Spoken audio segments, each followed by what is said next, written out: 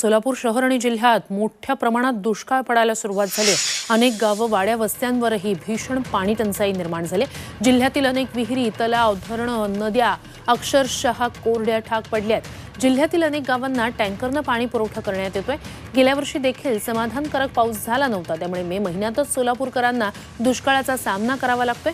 एकीकडे अवकाळी पावसाचा सामना, दुसरीकडे भीषण पाणी टंचाई, या दोन्हीचा फटका बळीराजाला बसताना दिसतोय। सोलापूर जिल्ह्यातील दुष्काळजन्य परिस्थितीचा आढावा घेतला आमचे प्रतिनिधी अभिषेक आदिप्पा यांनी। सोलापूर शहर आणि जिल्ह्यामध्ये दुष्काळजन्य परिस्थिती निर्माण झालेली आपल्याला पाहायला मिळते।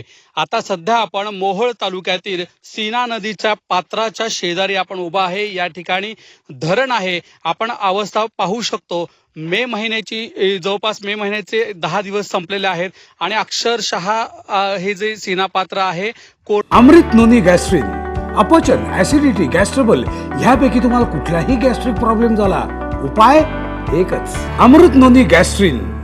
कोरडं पडलेलं आपल्याला पाहायला मिळते। तिकडे उजनीची अवस्था देखील काही वेगळी नाही, जवळपास -51% अशी उजनीची अवस्था झालेली आहे। सोलापूर शहराला 6 ते 7 दिवसाला पाणी पुरवठा होताना आपल्याला दिसून येतोय। एकंदरीत जिल्ह्यातील आपण जर परिस्थिती जर पाहिली तर 137 गावं ही तहानलेलीच आपल्याला पाहायला मिळत आहेत। 167 टँकरनं सध्या जिल्ह्यातील अनेक गावांना पाणी पुरवठा हा करण्यात येत आहे।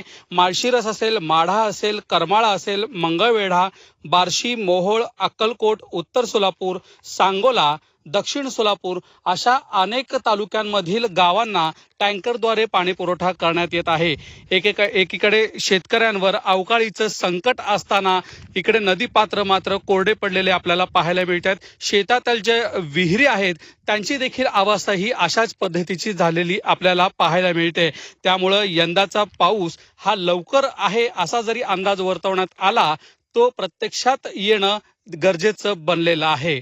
अमोल कांबळेसह अभिषेक आदिप्पा, झी मीडिया, सोलापूर।